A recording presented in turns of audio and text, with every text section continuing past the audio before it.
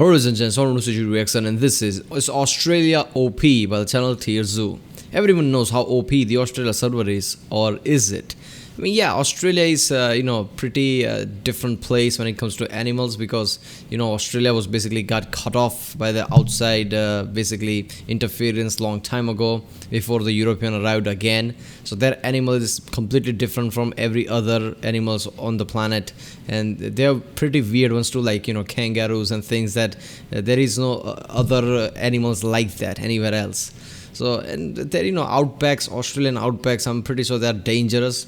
There are crocodiles and basically snakes and things that are really venomous. I don't know. That's the basically rap they have. Maybe it's exaggerated. Who the hell knows? We're gonna have fun watching this because TierZoo is this great channel. He explains things like it's a game or something. So it's always fun to react to. It's not something just some animal video. No, he explains things like this is some kind of a video game. And people just devs basically introduce patches and things. It's just funny. So yeah, I reacted to quite a few TierZoo videos already. If you haven't seen them, check out the cars. There's a playlist creator for it. TierZoo reaction, something like that. Check out the playlist too, like Oli Sarcastic Production, Internet Historian, Salmonella. What else is there? Yeah, CGP Grey, Real Life Lore, and yeah, let's watch this one.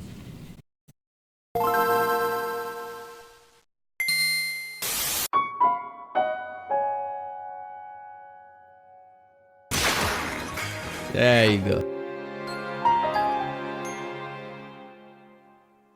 When creating a character, it's important to take into account which server you plan to play on, as well as the current state of the meta on that server. Most builds don't have the mobility required to change servers, so you want to make sure you know what you're getting into. But which server is the best choice for you? Swiggity Swiggity. Before he could finish, they're like, yeah. I know, Swiggity Swiggity. Got a new joke. And which abilities can give you a leg up on the competition there? This is the first of a new series which will examine all of those things and more.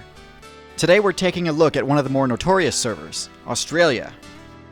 Australia is known for being one of the most dangerous servers in the entire game, and this is by no means angry natives, giant rats, scorpions, baby killer dingoes, scorching desert, fires.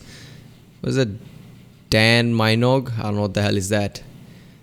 Man-eating koalas, man-eating. What? Poisonous snakes. This is just ridiculous. Look at those names, man. Deranged gunmen on the... What is that? I forgot the island's name.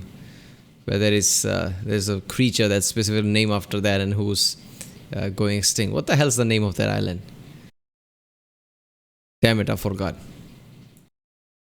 Oh yeah, Tasmania. That's right, Tasmania. Tasmanian devil that is slowly going extinct. So yeah. Australia is, I think the dingo must be the biggest issue there, since that is the longest fence in the world, dingo fence.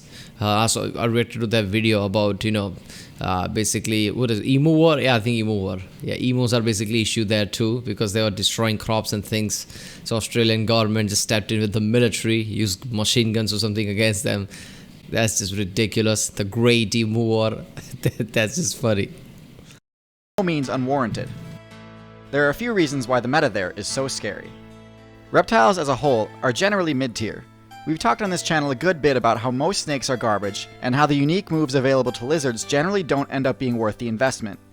With that said, the Australian server seems to be the one with the most high-tier reptiles. It has not one, but two different groups of crocodile builds, one of which being the saltwater crocodile, the highest ranking crocodilian build in the current expansion, due to their super broken 0 to death combo and health regeneration ability. Goddamn.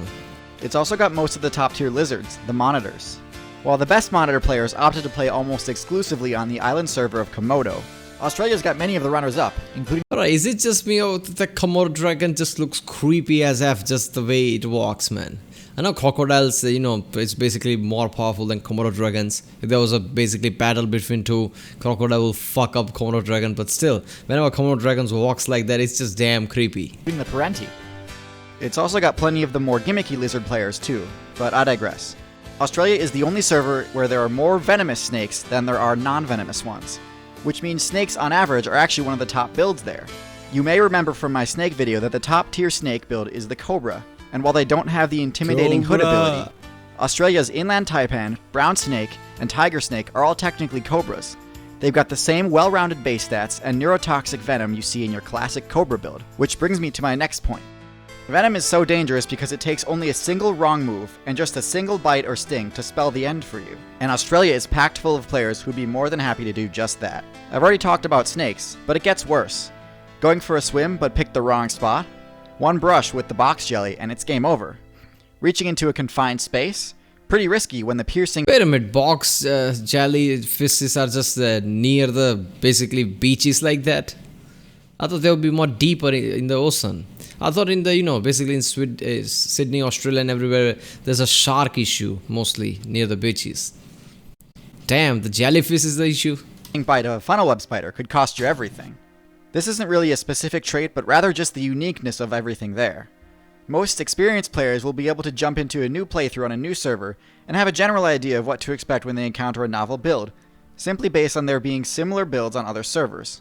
But what on earth are you supposed to expect when you meet something like this for the first time? What are its weaknesses? Its strengths? Nothing about its appearance gives you any idea at all about how to go about combating it, and the same goes for quite a few of the most popular builds there. The relative abundance of jank makes Australia a really unforgiving place for newbies. While all of that can definitely be frustrating to play against, it's important to also recognize all the things Australia is lacking in. Number 1, a lack of tanks. The best tank builds tend to be mammals, which opted for high defense and HP. This tends to come at the cost to mobility, making it difficult for tanks to function as carnivores, and so most tank players tend to choose the herbivore faction. Unfortunately, Australia's abysmally low rainfall means the spawn rate for plants is too slow to support a large herbivorous tank. This leaves the rushdown and ambush-based builds without a counter and lets them get away with strats they otherwise shouldn't be able to. Number 2, a lack of powerful mammals. One of the reasons reptiles do so well on the Australian server is Man, I love kangaroos, man. They just fight like they're boxing or something. Come here. Just start to box. I love that. because instead of having to deal with their worst hard counter, carnivorans, they instead are faced with a different group of mammals, marsupials and monotremes. I won't beat around the bush here. These builds are But they mostly low suck. tier, for one very specific reason: low intelligence. The majority of marsupial players go for the small generalist approach, similar to rats and raccoons, but they're missing what makes these builds so effective: problem solving. Marsupials, such as wombats, wallabies, opossums, and kangaroos, all lack the perk that allows most mammals to access higher intelligence-based abilities, the corpus callosum. Since they don't have this, the best strategy is to drop the generalist playstyle in favor of the mobile herbivore. This is actually what makes kangaroos the only marsupial builds to break out of low tier and find their way into actual relevance in the meta. While they aren't tanks, they've essentially taken inspiration from the rabbit or gazelle build and made it bulkier at the expense of intelligence. But even so, if you compare competing builds that have similar stats and strategies, intelligence is almost always the tiebreaker. It's why even though they're relatively new to the server, dingoes and feral cats are oppressing their marsupial counterparts, like the thylacine and the— Wait a minute, dingoes are not, basically native to Australia.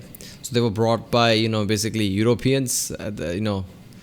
Cats were basically also was brought by Europeans. I understand.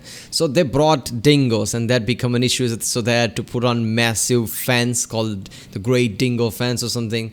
Yeah, that just tells you like humans intervene in some kind of a environment that has a massive scale issues along the way. quoll, which brings me to my last point: lack of stability. The Australian meta is at a major tipping point.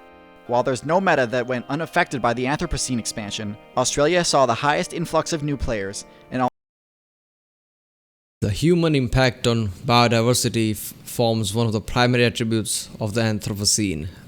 Yeah, obviously it's humans. Human introduced lots of other animals and basically screwed up the entire process, entire stability of the area. also the highest rate of quitting of any current server. Damn. Even though more unique builds exist there than almost anywhere else, the high tiers are mostly full of invaders. Dingoes, cats, humans, cane toads, rabbits, and yellow jackets all conquered the server because they exploited the weaknesses within the meta. Since things are changing so fast, it's difficult to offer advice on how to succeed in Australia, but I'll give it a shot anyway. First, Venom is one of your biggest concerns when trying to break into the meta there, so putting some points into Venom resistance can go a long way. Love, this gives me poison resistance. Yeah, okay. First of all, this is why I don't like MMO games, just for this reason. Because, you let go of lots of important things for just numbers, I guess. There are lots of MMO games where people basically wear all the weird type of armors and things, weird looking armor, just because they gives you some certain stats. I never do that. There should be a certain type of look before the stats matters. That's why I don't like MMO, because when it's MMO, it's a PvP, human versus human. Then you let go of lots of important things, lots of things that make game great, and you just look for the numbers and stats. Builds like the Mongoose, Honey Badger, Boar, and Secretary Bird have done well in other servers by using their resistance to neurotoxin optimally, and I could see builds like these being serious contenders if they gained a foothold in this region. Second, and this would be much more difficult, there you go, look at that. Kangaroos are kind of getting away with success that they don't deserve simply because they're too big to beat without risking a lot of damage. A build capable of one-shotting them with a stealth attack, or simply overpowering them with strength and bulk, could find itself reigning supreme. Big cats like the jaguar and leopard could excel there. But I could even see cheetahs pulling it off, especially since there aren't lions and hyenas to bully them. Well, yeah, cheetahs would do it, wouldn't it? Because there is no, bigger predator there to, screw them with. So this could be one environment where cheetahs literally top predator. That would be something. They already have the speed. So yeah. If jaguar would be, I guess, along the line, if you send jaguars there and no other major predators, I guess along the way in certain like a century or so, the jaguars from Australia would be completely different from the other places, and they would be weaker because they don't have much of competition. They are jaguars. They are cunning. They are basically the top cats, and they don't have to do much there because they'll basically start to get weaker and fat, I guess. Bears would also be an excellent choice. Nothing here could stand up to a charging grizzly. Damn. Lastly, Yeah. in my very first video, I discussed how the cane toad's optimized poison ability allowed it to spread across the Australia server unchecked. While they're definitely a tough build to beat, intelligence-based bird players seem to have found a way to defeat them without triggering their poison effect. This advanced technique means Australian corvids could potentially have a niche all to themselves without spending any points to unlock poison resistance. So there you have it. An in-depth rundown on the state of the Australian metagame. This was a bit different from my normal tier list style videos. I guess this is one of his first video about the OP series, I guess. So yeah, I mean, Australia, there are poisonous things like cobras and things. Well, there is no top predator. I never thought of that. I mean, dingoes were introduced by humans, feral cats. So basically, lots of Europeans came with their cats and they just ran away and started to breed and became feral cats. And they are, basically dominating lots of areas. Dingo is such a big issue. Australians basically created a fence, the Great Dingo Fence or something like that. I don't know. Even the emu was the issue, the Great Emu War. Like, how the Great War, like World War I, they just named it Great Emu War. That's just funny as shit. The military, chaos, machine guns. It's just ridiculous, man. Just imagine if you just put, basically tiger, jaguar or something, the top predator, or lions, if you just send them there. I think that would be a bit too much, and the instability would be really bad, and that would cause issue. Along the lots of species would go extinct, I guess. But yeah. Alright people, that is Australia OP by the TierZoo. This was a great video. If you like my reaction, don't forget to like and subscribe. Check out the reaction. There's a link in the description. Check out the cast for the playlist. Check out the end cards. And I'll see you next time.